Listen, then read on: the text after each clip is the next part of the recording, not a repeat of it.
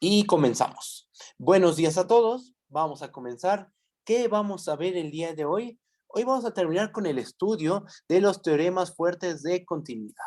La clase pasada demostramos dos de ellos. Mostramos que toda función continua en un intervalo cerrado siempre va a ser una función acotada y de hecho más. Toda función continua en un intervalo cerrado va a alcanzar su máximo y su mínimo.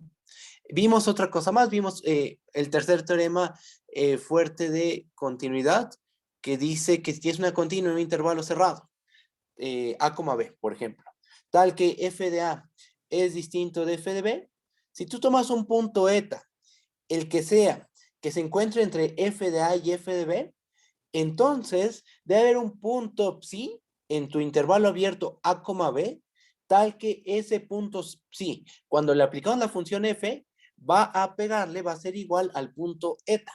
¿Ok? Ese es el tercer teorema fuerte de continuidad.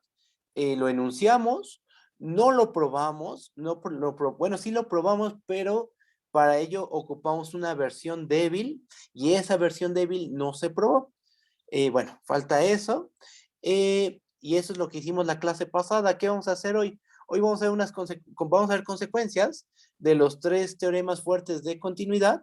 Un teorema muy importante que dice que si es una función continua definida en un intervalo hacia los reales, el intervalo puede ser de cualquier tipo: abierto, cerrado, semiabierto, semicerrado, rayos hacia infinito, rayos hacia menos infinito, o toda la recta real. Si ese es tu dominio y es continuo en todo ese dominio, y tú te tomas un subintervalo de tu dominio, la imagen directa de ese subintervalo vuelve a ser un subintervalo. ¿Ok? Entonces lo que nos está diciendo esto es que las funciones continuas, definidas en un intervalo hacia los reales, tienen un buen comportamiento porque mandan intervalos en intervalos. ¿De qué tipo? Eso no lo sabemos. Puede mandar un intervalo abierto a un intervalo cerrado, a lo mejor, etcétera, ¿no? Y después de ver eso, vamos a estudiar a las funciones x a la n y a las raíces, a la función raíz enésima de x. Esas dos funciones vamos a estudiarlas con cuidado, vamos a deducir un poquito de cosas de ellas y ahí termina el curso, ¿ok? Bueno, pues vamos a empezar. Vamos a empezar recordando los tres teoremas fuertes de continuidad y vamos para allá, ¿va? Primer teorema fuerte de continuidad. ¿Qué es lo que dice? Si tenemos una función f que va a un intervalo cerrado a, b a los reales, continua, entonces esa función debe de estar acotada. ¿Qué significa ser acotada? Pues que estás acotada superiormente y acotada inferiormente. Y nosotros caracterizamos a las funciones acotadas como aquellas para las cuales existe una m mayor que 0, tal que para todo x en el dominio, en este caso en un intervalo a, b, el valor absoluto de f de x es menor o igual que m. Y esto es justo lo que se ilustra en el dibujo, esta condición. Existe esta constante m, tal que cada punto del dominio, al aplicarle la función, va a quedar entre m y menos m. Recuerden que esto es equivalente a esto de aquí, ¿verdad? Entonces, siempre que tengamos una continua de un intervalo cerrado a los reales, esa función está acotada, ¿ok? Este fue nuestro primer teorema fuerte de continuidad. El segundo teorema fuerte de continuidad lo que dice es que si tenemos una función continua en un intervalo cerrado a, b, esa función no solo está acotada, ocurre que alcanza su máximo y su mínimo. ¿Ok? Gráficamente, ¿esto cómo se ve? Pues aquí tenemos a nuestra función continua, llamémosle f. Tenemos a nuestro intervalo cerrado a, b. Y entonces lo que está diciendo este teorema, el segundo teorema fuerte de continuidad, es que va a haber dos puntitos, x1 y x2, tal que en el punto x1, digamos, se va a alcanzar el valor mínimo. En f de x1 se alcanza el valor mínimo. Y en el otro punto, llamémosle x2, la función va a alcanzar su máximo, ¿sí? El teorema no nos dice cómo encontrar esos puntos x1 y x2. No nos está diciendo eso. Nos está garantizando que existen dichos puntos. Tampoco nos dice que esos puntos sean únicos.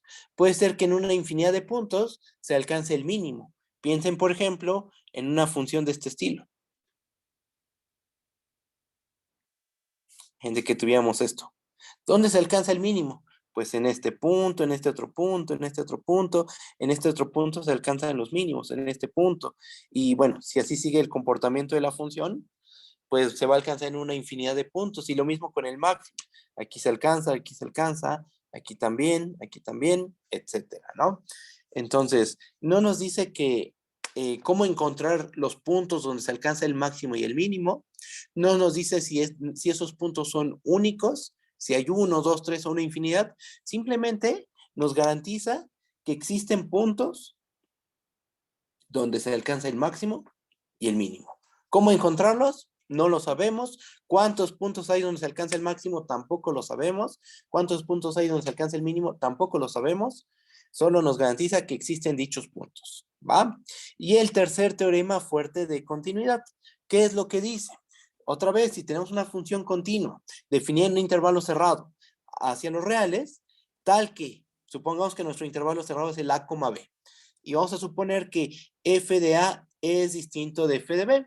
Entonces, por tricotomía, ¿qué tenemos? Esto no lo dice el enunciado, pero lo voy a comentar. Si f de a es distinto de f de b, por tricotomía, f de a es menor a f de b, o f de b es menor a f de a. Sea cual sea el caso, ahí se genera un intervalo, ¿verdad? Si f de a es menor a f de b, podemos pensar en el intervalo f de a, f de b. Y si f de b es menor a f de a, podemos pensar en el intervalo f de b, f de a, ¿verdad? Ahí en medio, tómate cualquier punto eta. Si eta es cualquier número entre f de a y f de b, entonces lo que dice el tercer teorema fuerte de continuidad es que existe un punto psi en el intervalo abierto a, b, tal que f de psi es igual a eta. A este teorema, a este tercer teorema fuerte de continuidad, se le conoce como el teorema del valor intermedio de continuidad. Así es como también se le conoce, ¿ok? Y ahí hay dos dibujos que ilustran lo que dice el enunciado. Fíjense, aquí tenemos a nuestra función f, ¿ok? Tenemos el primer caso, que es el del lado izquierdo, cuando f de a es menor a f de b. Tú tomas un punto eta, que queda aquí en medio. A ver, déjenme borrar esto. Ahí está. Tienes un punto más un punto eta, el que sea, que esté entre f de a y f de b. Lo que afirma el teorema es que va a haber un punto psi en el intervalo abierto a, b, tal que ese punto, al aplicarle la función, va a dar al valor eta. ¿Ok? Eso es lo que afirma el teorema. En ese caso, en el caso en que f de a es menor a f de b, si f de b es menor a f de a, pues tenemos prácticamente lo mismo, ¿no? Si en el caso en que f de b es menor a f de a, pues tendríamos una situación de este estilo. A ver, déjenme ver cómo puse esto. Chan, chan, chan, chan, chan. Aquí hay que cambiar el dibujo, ¿no? Aquí me equivoqué. O sea, chon, chon, chon. Ah, sí. Déjenme cambio el dibujo. Más bien, el dibujo aquí sería de esta forma. Vamos a ponerlo así. Ya. Lo ponemos aquí arriba. Bajamos. Algo así. Así sería un dibujo que corresponde a la situación que queremos describir, ¿no? Tener una situación así. F de A sería este valor. Aquí le borramos la B, le ponemos A. Sería F de B.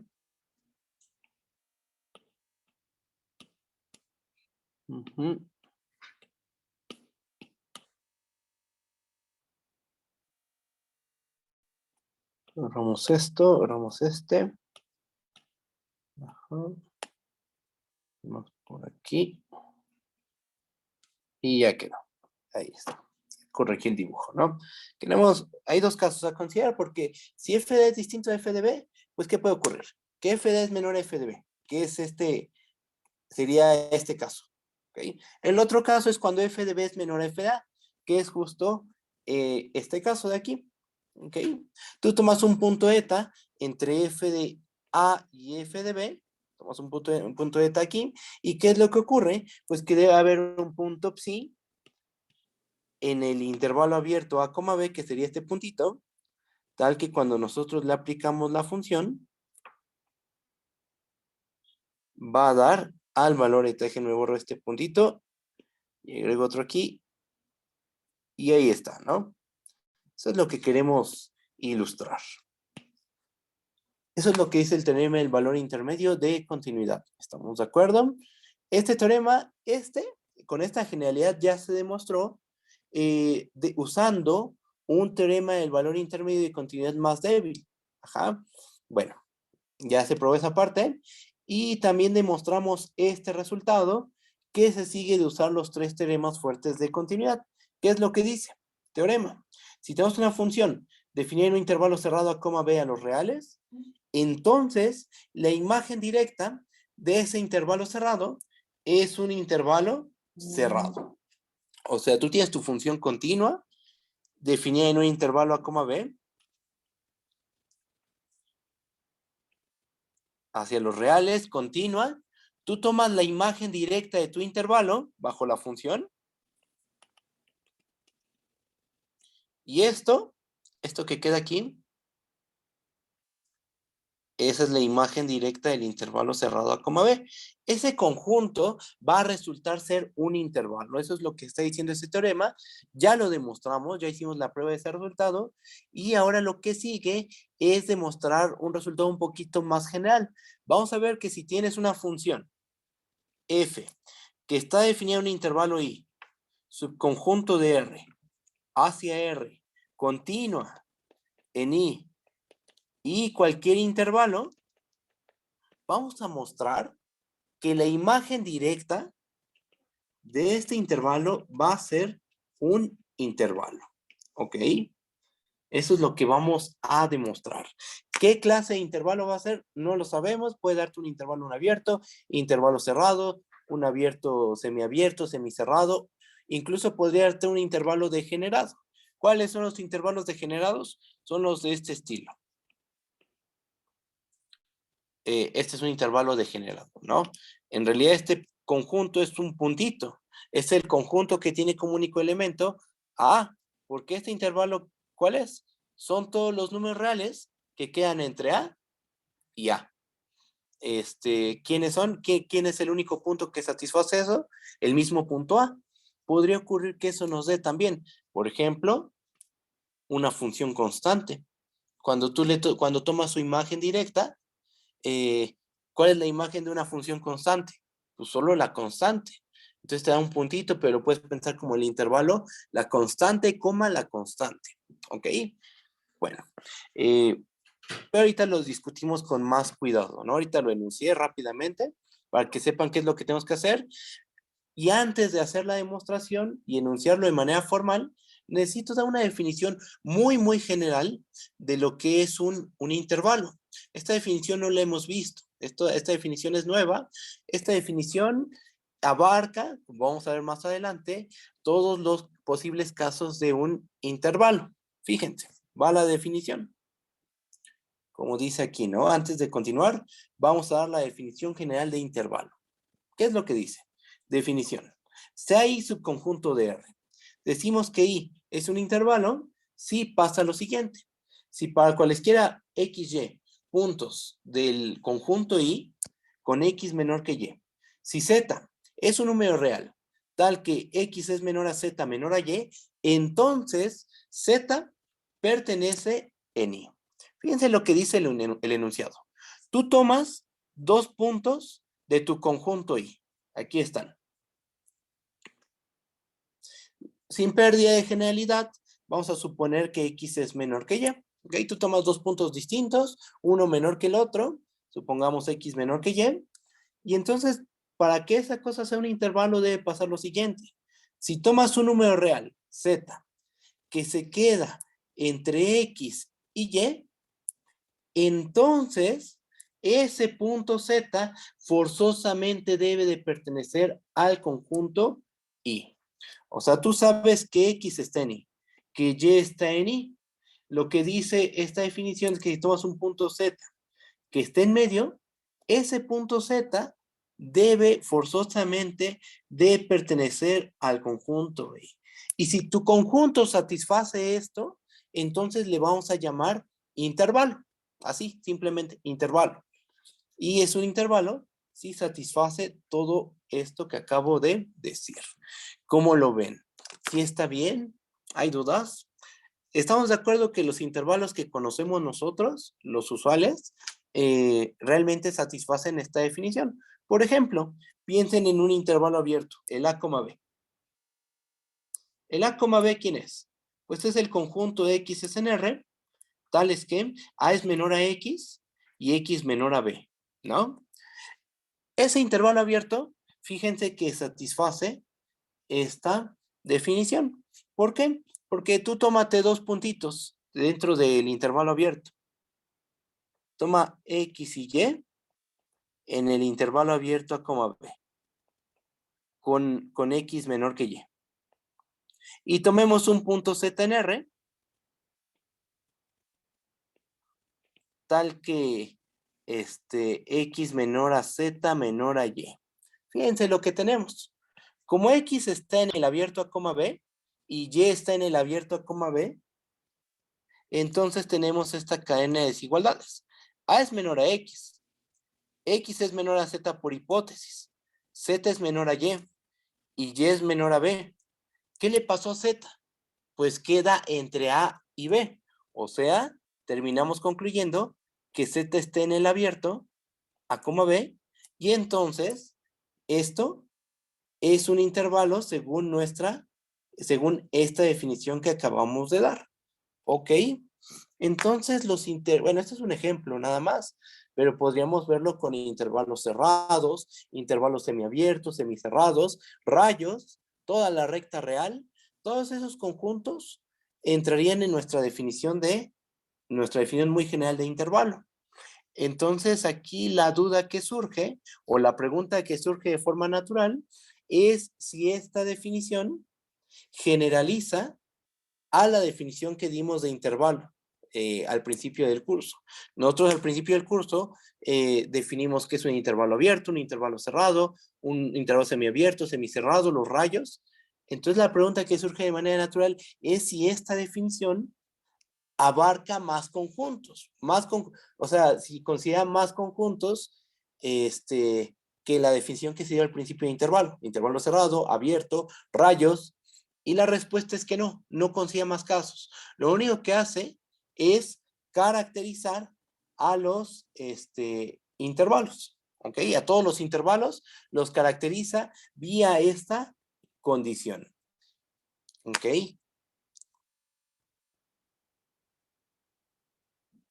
Eso es lo que hace eso es lo que cumple esa definición.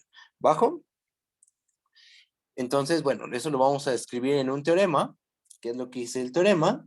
Si es un subconjunto de R no vacío, las siguientes afirmaciones son equivalentes.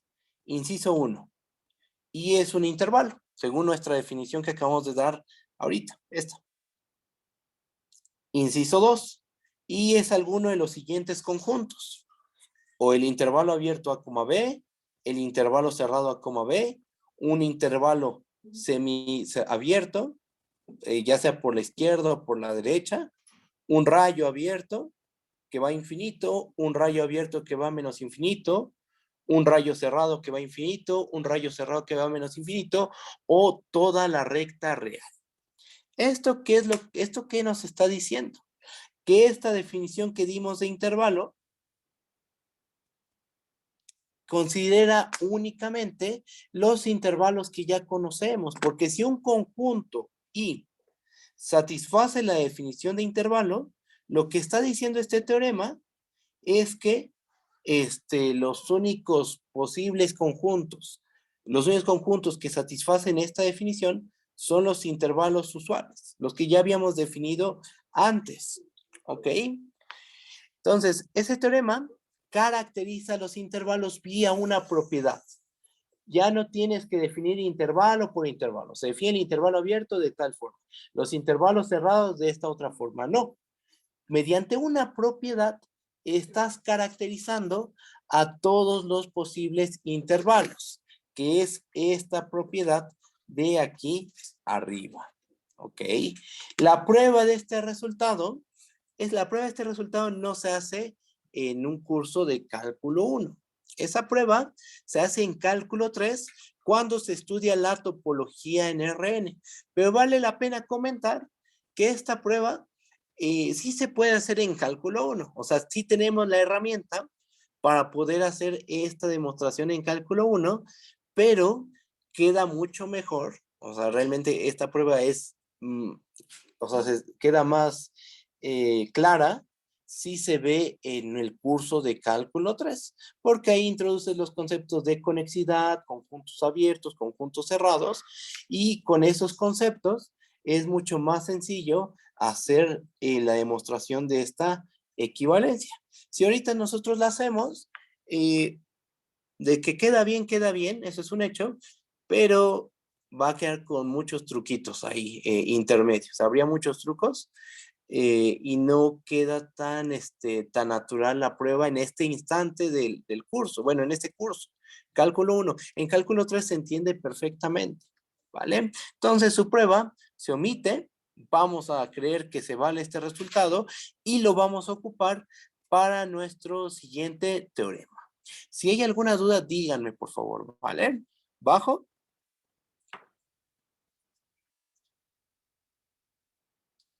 Y lo que vamos a demostrar es lo siguiente.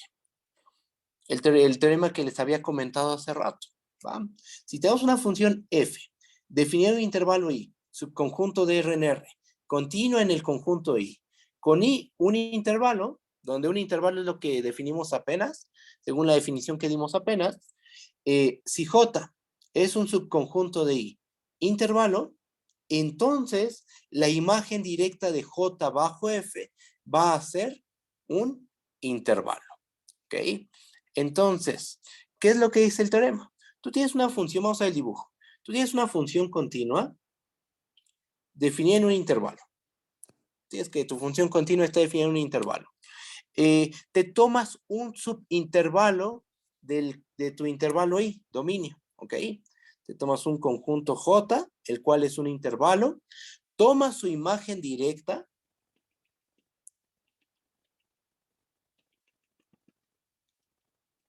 y la imagen directa de j bajo f, lo que afirma este resultado, es que esa imagen directa va a ser un intervalo. ¿Ok? Y entonces, ¿qué es lo que básicamente dice el teorema? Que la imagen directa de intervalos va a ser un intervalo bajo funciones continuas con dominio igual a un intervalo. Tu dominio es un intervalo. Tu función es continua en todo ese intervalo. Te tomas un subintervalo y la imagen directa de ese subintervalo va a resultar ser un intervalo. ¿Ok? ¿De qué tipo? No lo sabemos. Puede ser cualquiera de estos. Y bueno, eso es lo que afirma el teorema. Vamos a hacer la prueba de ese resultado. Aquí hay que tener presente, es importante tener clara la definición que dimos de intervalo, la que acabamos de dar. Y es un intervalo si pasa lo siguiente. Si para cualesquiera dos puntos, x, y, en el conjunto i, con x menor a y, si z es un número real que queda entre x y y, entonces z pertenece en i. O sea, si uno quiere demostrar que algo es un intervalo, ¿qué es lo que tiene que hacer? Como aquí hay un para todo, empieza tomando dos puntos x y y en el conjunto i, fijos pero arbitrarios. Ajá. Tales que x es menor que y. Después, ¿qué es lo que hace uno? Toma un número real que queda en medio de esos dos puntos que están en el conjunto i, sea z, que pertenece en R, con x menor a z menor a y. ¿qué es lo que tiene que demostrar uno? Tiene que demostrar que Z pertenece en el conjunto I. Si tú pruebas todo eso, lo que estás mostrando es que el conjunto I es realmente un intervalo. Y eso es lo que vamos a hacer nosotros, ¿va?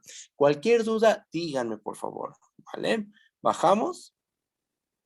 Y entonces, ¿qué es lo que vamos a hacer? Pues vamos a tomarnos un conjunto J, subconjunto de I, un intervalo. ¿Cuál es nuestro objetivo? Demostrar que la imagen directa de J bajo F es un intervalo, ¿ok? ¿Qué hacemos? Pues lo que les acabo de comentar. Tomamos dos puntos Y1 y Y2 en la imagen directa de J bajo F con Y1 menor a Y2, ¿ok? Estos dos puntos realmente están en la imagen directa de J bajo F. Tómate después un punto Z en R tal que Y1 es menor a Z menor a Y2. ¿Qué es lo que vamos a hacer? Vamos a mostrar que Z pertenece a la imagen directa de J bajo F. Eso es lo que dice la definición, ¿no? Si tú quieres demostrar que algo es un intervalo, tienes que hacer todo esto. Tomas dos puntos arbitrarios en tu conjunto, uno menor que el otro, tomas un número real que se quede en medio y tienes que demostrar que ese número real que se queda en medio está en el conjunto, al cual quieres mostrar que es intervalo, ¿verdad? Bueno, pues vamos a proceder. Fíjense, como Y1 y Y2 están en la imagen directa de J bajo F, ¿qué podemos asegurar? Estos dos puntitos están en la imagen directa de J bajo F.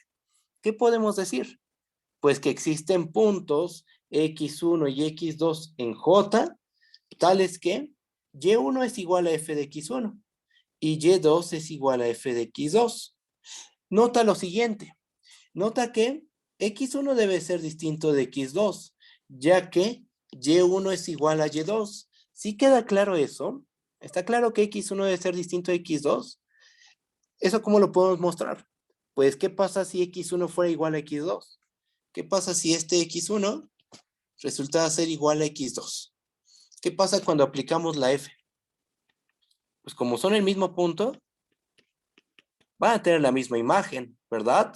Pero F de X2, ¿quién es? Es Y2. ¿Quién es F de X1? Es Y1. ¿A qué terminamos llegando? A que Y1 es igual a Y2. Pero eso está mal por la manera en que se tomaron los puntos Y1 y Y2. Y1 es menor a Y2. Entonces, Y1 es distinto de Y2. ¿Ok? Entonces, realmente estos dos puntitos son distintos.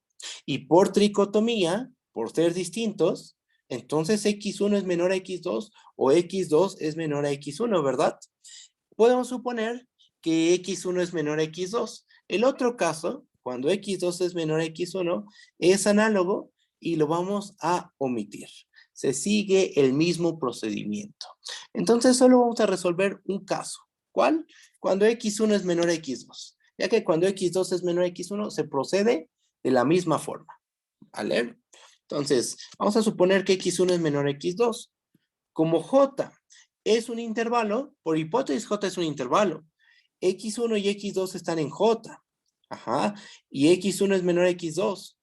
Entonces, por ser un intervalo, todo el intervalo cerrado, X1, X2, se queda contenido en J. Y aquí vale la pena ilustrar todo lo que hemos hecho geométricamente, con un dibujo. Vamos a ver qué es lo que hemos hecho hasta este momento. Es más, voy a agrandar un poquito esto. Ahí está. Esto es lo que hemos hecho hasta este momento. Fíjense. Tenemos a nuestro dominio. Y donde I es un intervalo. Tomamos un subintervalo J. Aquí está. Que es este. ¿Okay? Queremos demostrar que la imagen directa de J bajo F es un intervalo. ¿Cómo le hacemos? Pues, ¿cómo le hicimos? Pues tomamos dos puntos Y1 y Y2 en la imagen directa de J bajo F. Y tomamos un punto intermedio Z, ¿sí? Como Y1 y Y2 están en la imagen directa de J bajo F, entonces provienen de puntos X1 y x2. Estos dos puntos se encuentran en el conjunto J.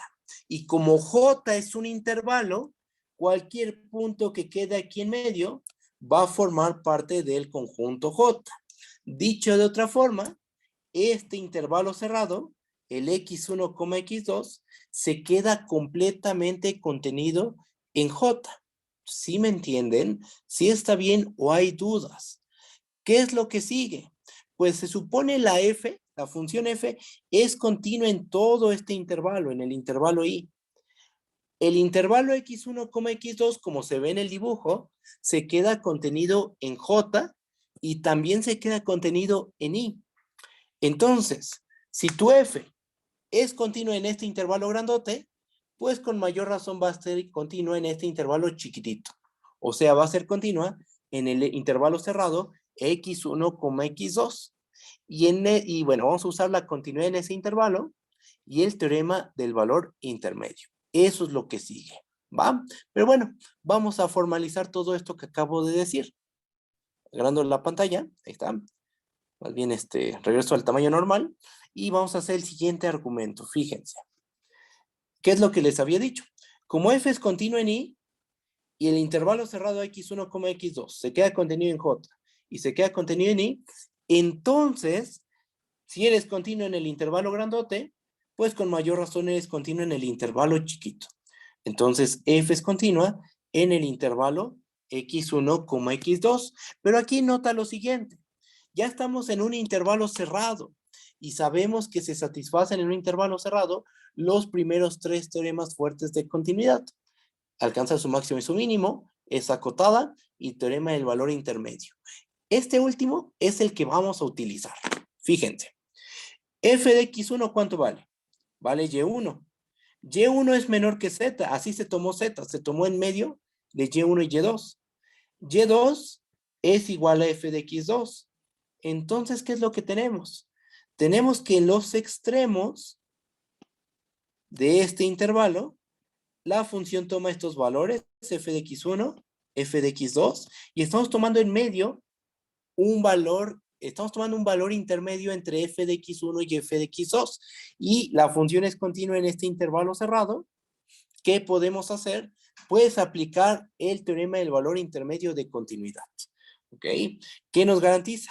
Que debe, ven el dibujo, que para este punto intermedio z, debe de haber un punto psi que se quede en el abierto x1, x2, tal que al aplicarle z, a aplicarle psi a la función, aplicar f al punto psi, cuando aplicamos f al punto psi, nos va a dar el valor z. Entonces eso es lo que hacemos. Aplicamos el teorema del valor intermedio de continuidad y podemos concluir que hay un punto psi en el intervalo abierto x1, x2, tal que f de psi es igual a z. Ahora, aquí nada más hay que notar lo siguiente. El punto psi está en este intervalo abierto, x1, x2, pero ese intervalo está también contenido en j. Entonces, ¿qué pasa? Pues si está en este intervalo abierto y ese intervalo abierto está contenido en j, pues entonces sí pertenece en j y tiene la propiedad de que f de psi es igual a z. Fíjense en esto último, esto que acabo de marcar. Esto. Hay un punto en j tal que f de psi es igual a z. ¿Eso qué nos está diciendo? Eso nos está diciendo por definición de imagen directa que z pertenece en la imagen directa de j bajo f. Sí está diciendo eso, estamos de acuerdo. Porque hay un punto de j tal que al aplicarle f le pega al punto z. Eso por definición significa que el punto z está en la imagen directa de j bajo f, ¿verdad? ¿Cómo nos tomamos a z? Pregunta, ¿cómo nos tomamos al punto z? Vamos a subir tantito en la prueba. El z, el punto z fue un número real que queda entre y1 y y2. Sí, ¿verdad? Punto z nos lo tomamos entre y1 y y2. Fue cualquier punto, o sea, fue tomado de forma fija pero arbitraria. Y entonces, Como z fue cualquier punto entre y1 y y2, podemos concluir por la definición que dimos de intervalo arriba, se concluye que la imagen directa de j bajo f es realmente un intervalo. Y ahí se acaba la demostración. ¿Sí? Bueno, ahí acaba la prueba. ¿Hay alguna duda? ¿Todo bien? ¿Sí? ¿Seguros, seguros? Sí, yo tengo Cualquier una duda, duda, dígame. profe. Mande, ¿qué pasó? Es que, ¿por qué cambió de repente de intervalo cerrado a abierto? De intervalo Cuando, cerrado. cuando dice que como EPSI está en el intervalo abierto x1, x2. Mira, por lo siguiente. Tú sabes que en f de x1, o sea, en el extremo izquierdo, cuando tú evalúas en el extremo izquierdo de tu intervalo, la función, ¿cuánto vale? Por lo que definimos arriba, sabes que vale y1. Ajá. Entonces, ya estás ocupando el extremo izquierdo del intervalo. En x2, ¿cuánto vale la función? Vale y2. Entonces ya estás ocupando tu extremo derecho. Tomas un punto z, el punto z, ¿dónde está? Está entre y1 y y2, pero vía un menor estricto en ambos casos. Ajá, es un menor estricto, por lo cual y1 no puede ser z, y2 tampoco puede ser z. Entonces, cuando tú aplicas el teorema del valor intermedio, garantizas que hay un punto psi en tu intervalo, pero debe ser abierto. ¿Por qué? Porque en el extremo izquierdo le pegas a y1, en el extremo derecho le pegas a y2. Entonces el punto que tiene la virtud de pegarle al punto z debe de ser un punto que está en el abierto x1, x2. No puede ser el extremo izquierdo porque le pega a y1. No puede ser x2 porque al aplicarle la función le pega a y2. Debe de ser un punto que está en el abierto x1, x2. ¿Cómo lo ves? ¿Sí está bien o hay dudas? Tú dime. Sí, todo bien, gracias. Perfecto. ¿Alguien más tiene dudas? ¿No? ¿Están bien seguros? Va. Entonces aquí tenemos un teorema muy, muy fuerte, un resultado muy potente, porque describe el comportamiento de las imágenes directas de una función continua. Este teorema no viene en el Spivak, viene en el libro de Barclay. Si no mal me equivoco, en ese libro viene en el libro de Introducción al Análisis Real, que como siempre les he dicho, ese libro es muy bueno. Es de cálculo 1 y 2, aunque tenga ese nombre. Este, y ahí viene esa demostración. La adapté a como, bueno, le cambié algunas cositas en la prueba, pero en esencia es la prueba que viene en el libro de Barclay. Y ya, ¿ok? Bueno, bajo y un resumen de lo que hemos deducido hasta ahorita. Hay dos tipos de funciones con las cuales hemos trabajado. Todas continuas, eso es un hecho, pero lo que ha cambiado son los dominios. Entonces empezamos con el primer caso de dominio. Cuando tú tienes una función f continua en un intervalo cerrado, ¿qué es lo que concluimos? Que la función debe estar acotada. Y no solo acotada, debe alcanzar su máximo y su mínimo. Debe cumplir la propiedad del valor intermedio. ¿Qué significa eso? Que si en los extremos la función toma valores distintos, o sea, f de a es distinto de f de b, y este es un punto entre f de a y f de b, entonces hay un punto intermedio en el abierto a, b, tal que f de psi es igual a eta. Punto 4. Si j es un subintervalo del a, b cerrado, la imagen directa de j resulta ser un intervalo cerrado. Solo con los intervalos cerrados concluimos que nos arroja intervalos cerrados. Con los demás tipos de intervalos no sabemos lo que pueda ocurrir. Punto 5. Si j es un intervalo, el que sea, la imagen directa de j bajo f es un intervalo. Esto es lo que acabamos de probar de una forma un poco más general, pero estamos de acuerdo que esto se cumple. Nosotros lo probamos con un intervalo i aquí arbitrario. Esto de aquí. Pero en particular, si tenemos un intervalo cerrado, pues se va a satisfacer el resultado, ¿no? Y el punto 6, que este yo no lo probé, este lo vieron con Cristian, que si tienes una continua en un intervalo cerrado, la función debe ser uniformemente continua. ¿Eso qué significa? Significa que para todo epsilon mayor que 0, existe una delta que solo depende de la épsilon y no del punto en el que estemos parados, eso lo explicó Cristian, estoy seguro, tal que si tomo dos puntos de nuestro dominio, que en este caso es un intervalo a coma B, cuya distancia es menor a delta de épsilon, entonces la distancia de f de x a f de y es menor que épsilon, ¿no? Eso lo vieron con Cristian. Vieron que hay continuas que no son uniformemente continuas, la 1 entre x, por ejemplo. Vieron que si pides que el dominio sea un intervalo cerrado, entonces continuidad sí garantiza continuidad uniforme. Vieron que si tienes una uniformemente continua, una sucesión de Cauchy bajo la función f se va a una sucesión de Cauchy, cosa que no se cumple para las continuas a secas, o sea, una continua. Y bueno, hicieron el estudio de las uniformemente continuas con Christian. Aquí solo yo recuerdo el resultado fundamental. Ahora, estos 6 resultados corresponden a una función que está definida en un intervalo cerrado. Cuando está definido un intervalo arbitrario, lo que se puede concluir es lo siguiente.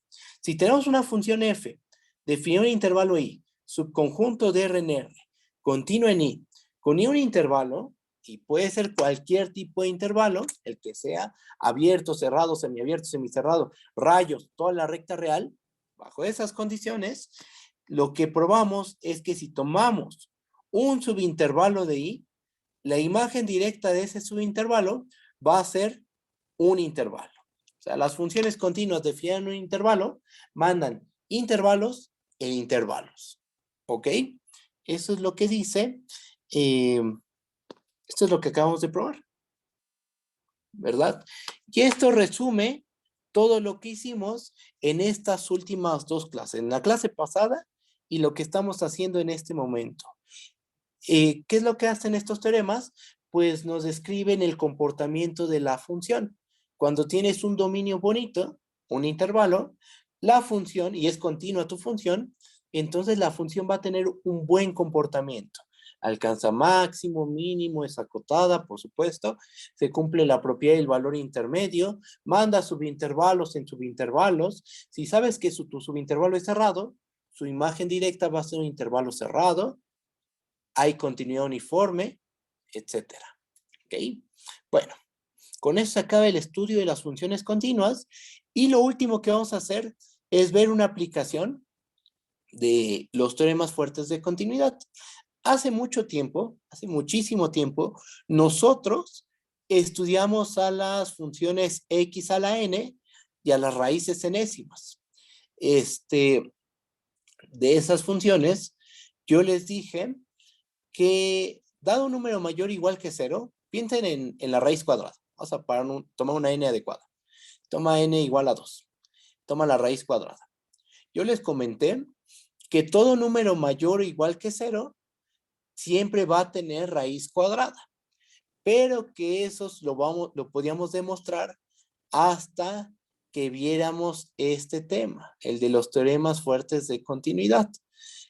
También les comenté que las funciones x a la n, por ejemplo x al cuadrado, toma todos los valores mayores iguales que 0. O sea, pensando que va de el 0, infinito al 0, infinito, la función x cuadrada es su proyectiva. Y también les comenté, eso lo vamos a poder demostrar hasta que dispongamos de los teoremas fuertes de continuidad. Bueno, pues este es el momento de tapar ese huequetillo en la teoría, que no se puede hacer antes, no se puede hacer antes, para nada. La única manera de cubrir eso es con los teoremas fuertes de continuidad, ¿ok? Entonces, eso es lo que vamos a hacer a continuación. Como consecuencia de los teoremas fuertes de continuidad, vamos a demostrar lo siguiente. ¿Qué vamos a demostrar? Teorema. Si la n es par, entonces la función f, que va de los reales positivos unión el 0 hacia los reales positivos unión el 0, es suprayectiva. Y aquí hay que tener cuidado. Esta función, que a cada x lo manda a x a la n, esa es la regla de correspondencia, ¿no? A cada x lo manda x a la n, Esta es su proyectiva en este codominio. Mi codominio yo no estoy diciendo que sean todos los reales. No. El codominio de esa función son los reales positivos unión el unitario de 0. Si ese es mi codominio, entonces esta función realmente va a ser su proyectiva. ¿Ok? E inciso 2. ¿Qué es lo que dice el inciso 2? Si y es un número mayor o igual que 0, entonces y tiene raíz enésima. ¿Ok? Igual, suponiendo n par. Es más, déjenme escribirlo de otra forma esto, para que se entienda que en ambos casos estamos considerando n par. Vamos a ponerlo así.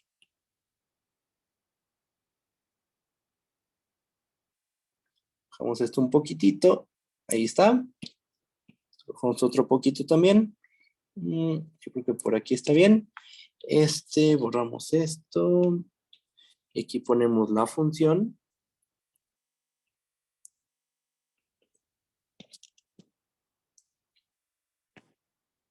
Y ahí está, ¿no? ¿Qué es lo que dice el teorema? Tomas un número natural par. Bajo esa condición, esta función es su proyectiva. ¿Cuál es su dominio? Los reales no negativos. ¿Cuál es su codominio? Los reales no negativos. Punto 2. Si y es mayor o igual que 0, y tiene raíz enésima. ¿Qué significa tener raíz enésima? Que existe un punto x mayor o igual que 0 con la propiedad de que x a la n es igual a y. ¿Ok? Bueno, pues vamos a probar el punto 1 y el punto 2. ¿Ok? Después de este teorema, pues nos vamos a preguntar, ¿y qué pasa con la n impar? ¿Qué pasa si n es impar? Pues hay un resultado similar, solo que en el caso de n impar, vamos a poder extender este dominio y este codominio a toda la recta real. ¿Sí? Pero bueno, vamos paso a paso. Vamos a empezar probando el caso en que la n es par. ¿Cuál es nuestro objetivo? Del primer punto, probar que esta función es su proyectiva. ¿Cómo vamos a hacer eso? Pues vamos a tomar un punto del codominio, un punto y vamos a demostrar que existe un punto del dominio tal que al aplicarle la función f, le va a pegar al punto y que se toma de forma fija pero arbitral. ¿Ok? Porque la definición de su proyectiva dice que para cada punto y del codominio, existe un punto del dominio tal que y es igual a f de x. Como aquí hay un para todo, empezamos tomando un punto en el codominio fijo pero arbitrario. ¿Qué hay que demostrar? Que existe un punto del dominio, aquí déjenme le cambio, cambio aquí un cachito. Hay un punto del dominio, el dominio son los reales positivos, tal que y es igual a x a la n. ¿Ok? Entonces vamos a un punto no negativo, fijo pero arbitrario, y vamos a demostrar que existe un punto del dominio, que son los reales positivos unión el 0, hay un número mayor o igual que 0, tal que, perdón, al elevarlo a la n, a ese número, nos va a dar el punto y. Vamos a considerar dos casos. Consideramos los siguientes dos casos. Caso 1, ¿qué pasa si y es igual a 0? Es un caso bastante trivial, que es el caso en que tomamos este puntito de aquí. ¿Qué pasa si y es igual a 0? Bueno, pues uno fácilmente puede deducir quién es el punto x buscado. Tomas x igual a 0 y x igual a 0, estamos de acuerdo que satisface esto. Y es igual a 0. 0 es igual a 0 a la n. Porque multiplicar por 0 siempre nos va a dar 0, ¿verdad? Y 0 a la n es 0 por 0 por 0 por 0, n veces, ¿verdad? Entonces, ¿y 0 a la n a qué es igual? Es igual a x a la n. ¿Estamos de acuerdo? Entonces, ¿qué obtenemos? Que y es igual a x a la n. ¿Va? Caso 2. ¿Qué pasa cuando y es mayor que 0? Aquí sí ya se pone un poquito más complejo el problema, pero aún así es fácil de resolver. Vamos a ocupar la propiedad arquimediana. Cuando y es mayor que 0, por la propiedad arquimediana podemos asegurar que hay un natural que rebasa a nuestro punto Y. Eso es lo que dice la propiedad arquimediana, ¿no? Que los naturales no están acotados superiormente, o dicho de otra forma, que para cada número Y existe un número K natural que lo rebasa, ¿ok? Ahora, nota lo siguiente. Nota que K es menor o igual a K a la N. Esto no tiene de principio nada que ver con lo que hemos hecho hasta este punto. O sea, yo pude haber dicho eso al principio, al final o en medio, sin necesidad del argumento anterior, pero es algo que vamos a ocupar en este momento. Como K es menor o igual a K a la N, entonces tenemos esta desigualdad. 0 es menor a Y es menor o igual a K, y K es menor o igual a N. Y es menor a K, y K es menor o igual a K a la N. Entonces terminamos obteniendo esto. 0 menor a Y, menor a K a la N. Ajá. ¿Y eso en qué nos va a ayudar? Bueno, fíjense. Por otra parte, ya sabemos que la función f, que va de los reales no negativos a los reales no negativos, tal que a cada x lo manda x a la n, esa función ya probamos, lo probé yo de hecho, probamos que esa función es continua en todo este rayo. Este rayo es R más unión el cero, ¿no? Es una manera de escribirlo. Entonces, ¿qué nos dice el teorema anterior? El teorema anterior nos dice que tomamos intervalos cerrados, bajo una función continua se transforman en intervalos cerrados. Tú tomas un intervalo cerrado y tienes una función continua definida en un intervalo. Esto es un intervalo, aquí lo voy a poner. Esto es el intervalo 0, infinito. Entonces, ¿qué va a pasar con la imagen directa? Nos va a dar un intervalo cerrado. Ajá. Entonces, aplicamos el teorema anterior y concluimos que esta imagen directa nos da un intervalo. De hecho, nos da un intervalo cerrado, pero basta con que deduzcamos que es un intervalo. ¿Sí? ¿Por qué? Fíjate ahora en lo siguiente. Ya sabes que esta imagen directa es realmente un intervalo. Ya tienes un intervalo. Ok. Ese intervalo, ¿qué propiedad tiene? Tiene a 0 en la imagen directa, tiene acá la n en la imagen directa, y sí, ¿verdad? Sí los tiene, estamos seguros de eso, porque fíjense, ¿cuánto vale f de 0? Es 0 a la n, que es 0. Entonces 0 está en la imagen directa. ¿Cuánto vale f de k? F de k es k a la n, que por supuesto entonces va a estar también en la imagen directa del intervalo 0, k bajo f. O sea, tanto este número como este número realmente están en esta imagen directa. Y aquí viene lo importante. El punto Y queda en medio de estos dos puntitos de la imagen. Como este conjunto es un intervalo y estos dos puntitos están en el intervalo, por la definición de intervalo que dimos, el punto Y también está en este conjunto. Aquí lo que estamos ocupando en esta implicación es la definición de intervalo que dimos en la clase de hoy. Tienes dos puntos en tu conjunto, uno menor que el otro. Tomas un real que queda en medio, entonces ese real también está en el conjunto. ¿Por qué? Porque nuestro conjunto es un intervalo. Entonces concluimos que Y está en esta imagen directa. ¿Qué sigue? Pues como está en esa imagen directa, debe existir un punto X en el abierto 0, K, tal que f de X,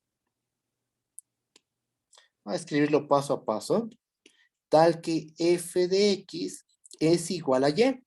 Es decir, ¿quién es la función f? ¿Cuál es la función f? La X a la N, ¿verdad? Y entonces concluimos que X a la N es igual a Y. Ajá. Y luego, ¿qué ocurre?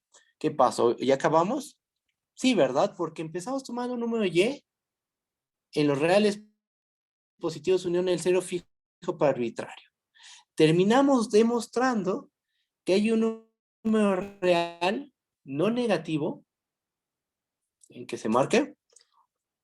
Hay un número real no negativo tal que al aplicarle la función f nos va a dar y. ¿Estamos de acuerdo que esto es f de x, no? Entonces acabamos de mostrar que efectivamente hay un punto X en los reales positivos, tal que al aplicar la función nos va a dar el valor Y.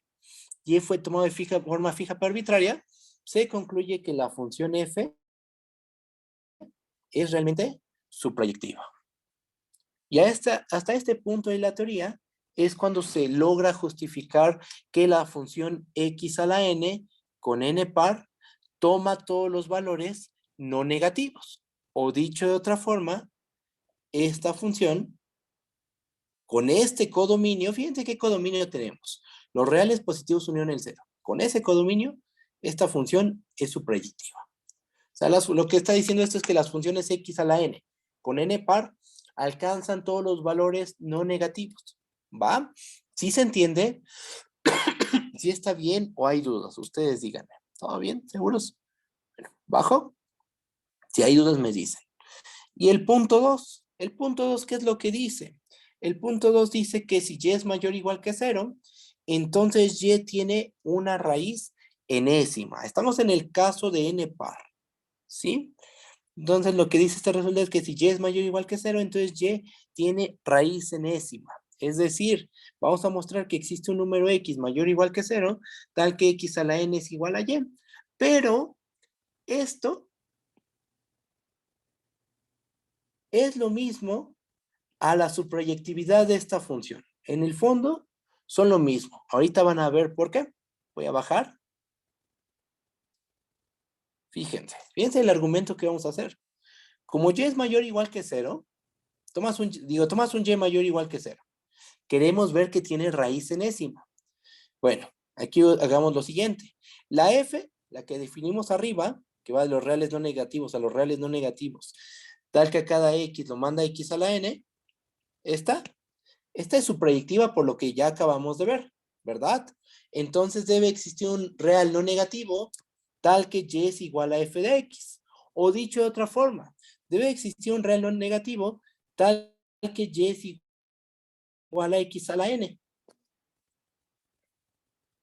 Ahí está. Debe haber un real no negativo tal que y es igual a x a la n. ¿Qué es lo que estamos diciendo aquí? Estamos garantizando la existencia de un número mayor o igual que 0, tal que elevado a la n va a dar y va a ser igual al valor y. ¿Eso por definición qué es? Eso por definición lo que nos está diciendo es que x es la raíz enésima de y. ¿Y cómo se tomó? Como cualquier número mayor o igual que 0, que se concluye que todo número mayor o igual que 0 tiene realmente una raíz enésima. Y en el fondo, esto es lo mismo a decir que la f que definimos arriba, es una función suprayectiva. Y ahí se acaba la prueba. ¿Ok? Ahí se acaba la demostración. ¿Qué es lo que sigue? Sigue el caso cuando la n es impar. Ahora, ¿qué pasa cuando n es impar? Yo voy a hacer lo siguiente. Voy a leer el enunciado. Voy a dejar como ejercicio que ustedes chequen la demostración porque realmente es hacer práctica, es hacer lo mismo, salvo un caso adicional. Hay un tercer caso aquí a considerar en el punto 1 cuando n es impar. Y el punto 2 de este teorema es, y se prueba completamente, se prueba de la misma forma que el punto 2 de nuestro teorema anterior. Es la misma prueba prácticamente. Entonces, vamos a leer. ¿Qué es lo que dice el teorema? Si la n es impar, entonces la función f que va de los reales a los reales es tal que a cada punto x lo manda x a la n, es una función suprayectiva. ¿Ok? Eso es lo que dice el punto 1. Esta función, la x a la n, realmente es suprayectiva. Esto no se podía probar, no lo pudieron demostrar cuando vieron la teoría de funciones. Cuando vieron con Christian funciones acotadas, superiormente, inferiormente, acotadas, crecientes, decrecientes, no se puede demostrar la suprayectividad de esta función. Para nada. Hasta este punto de la teoría, ya introduciendo, habiendo demostrado los teoremas fuertes de continuidad, se puede demostrar que realmente esta función es suprayectiva. ¿Ok? Y usando ese hecho, se puede demostrar que todo número real tiene raíz enésima. Recuerden que en ambos puntos estamos en el caso en que n es impar. Y la prueba, ¿cómo se hace? Realmente la prueba del punto 1 es la misma, fíjense. Empezamos tomando un número real, el que sea, tomas un GNR fijo pero arbitrario. ¿Por qué? Porque quieres probar una suprayectividad, ¿no? Y para probar que es suprayectiva tienes que tomar un punto del codominio. Para todo y en el codominio tienes que demostrar que existe un punto del dominio tal que ese punto del dominio al aplicarle F le pega a Y. ¿Sí? Entonces, tomamos un GNR fijo pero arbitrario. ¿Qué queremos demostrar? Que existe un X en R tal que Y es igual a X a la N. Consideremos los siguientes tres casos. Y aquí hay dos casos que son los mismos, el mismo procedimiento que hicimos arriba. Cuando Y es igual a 0, tómate X igual a 0 y le vas a pegar a Y igual a 0, con X igual a 0. Y es igual a 0, 0 es igual a 0 a la N, 0 es igual a X a la N. Lo mismito.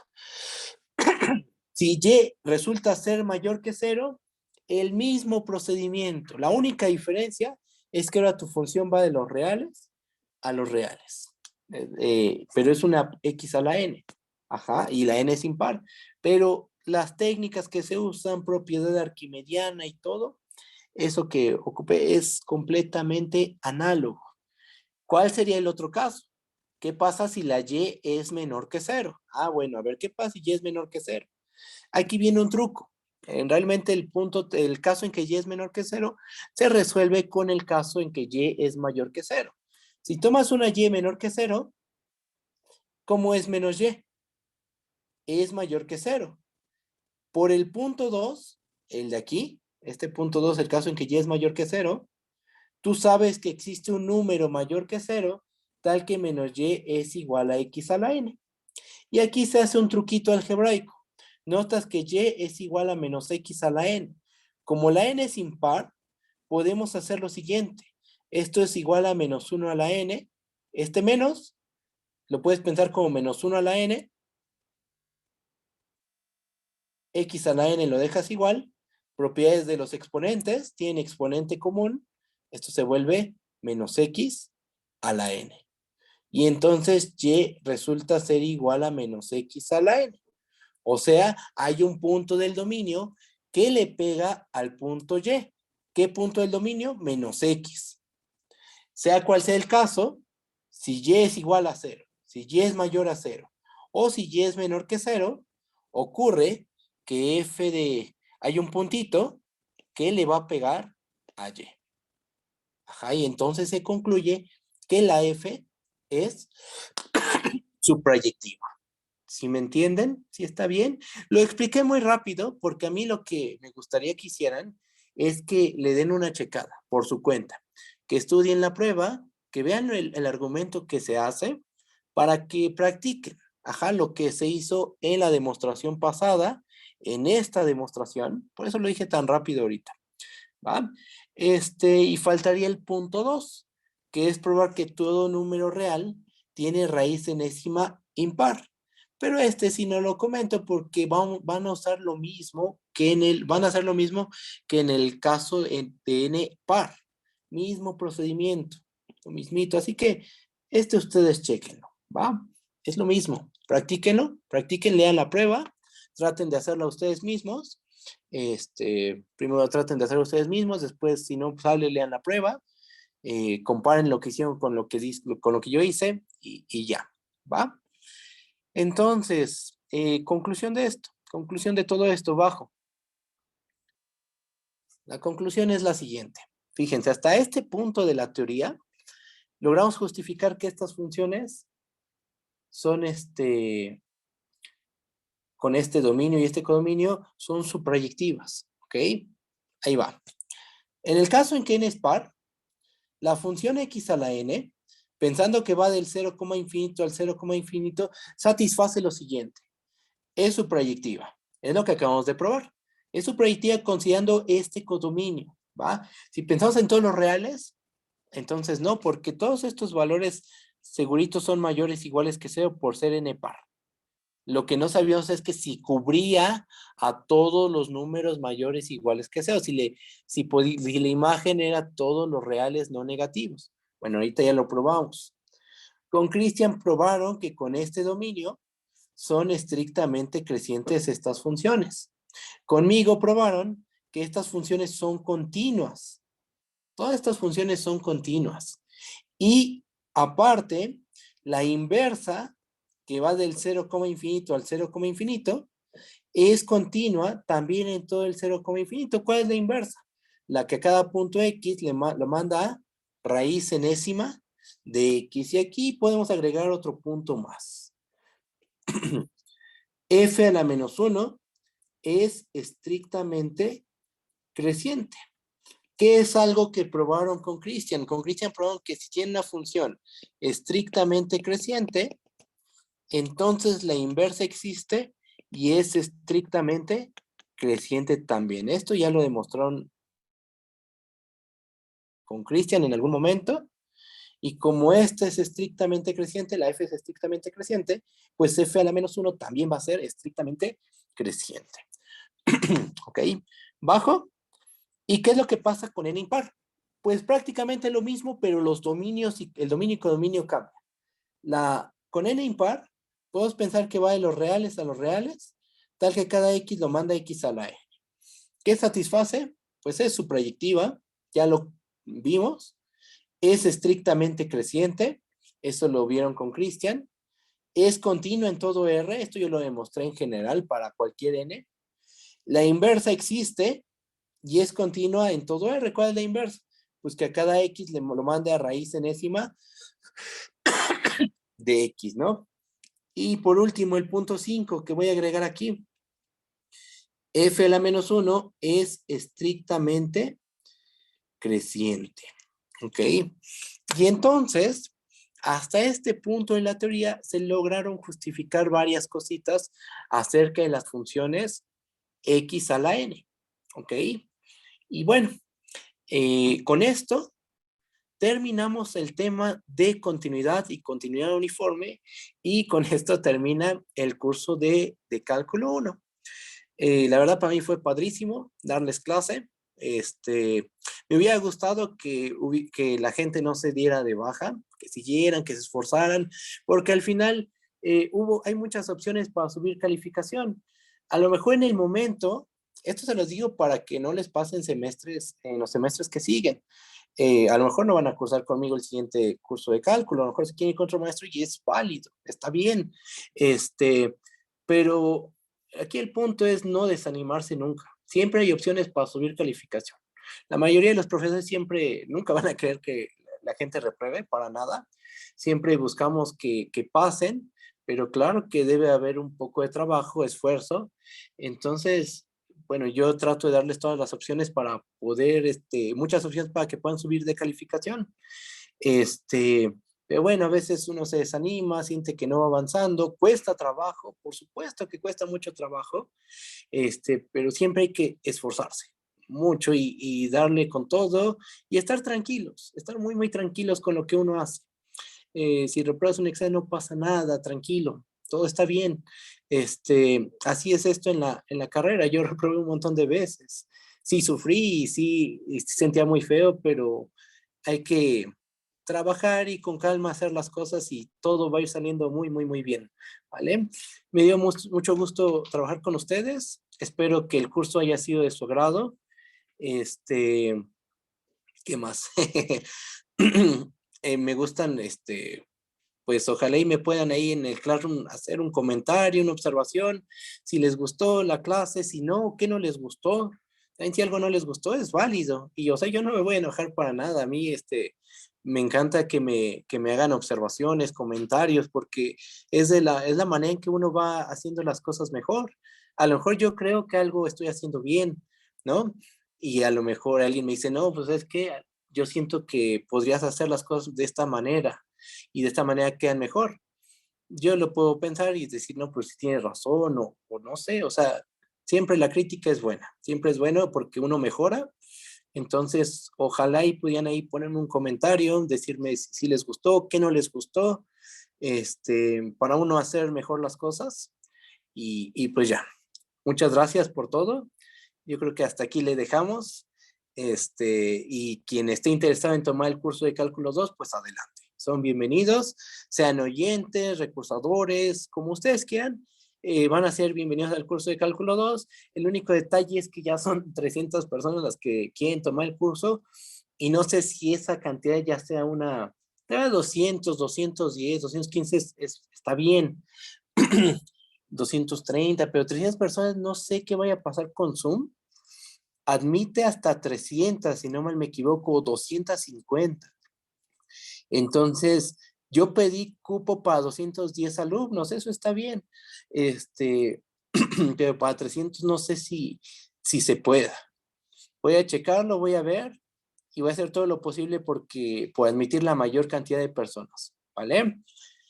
Pues nos estamos moviendo en el siguiente curso posiblemente y si no, bueno, de todas formas me pueden preguntar, aunque no sean mis alumnos, me pueden mandar un correo y yo pues trato de contestar lo más rápido posible, ¿vale? Cuídense mucho, hasta luego, bye bye, nos estamos viendo. Chau, chau. Muchísimas gracias, profe. Siempre fui muy fan de su curso Qué y nos bueno. ayudó mucho. Entonces, pues muchas gracias. No, ¿de qué? No, siempre lo he hecho pues, con ganas de ayudarlos, siempre. Hacer lo mejor posible para que pues se les haga más ameno la carrera, porque luego sí uno sufre mucho. Muchas gracias por todo, profe. No, ¿de qué? No, ¿de qué? Bueno, pues nos estamos viendo. Cuídense mucho. Bye bye. Hasta luego. Hasta luego.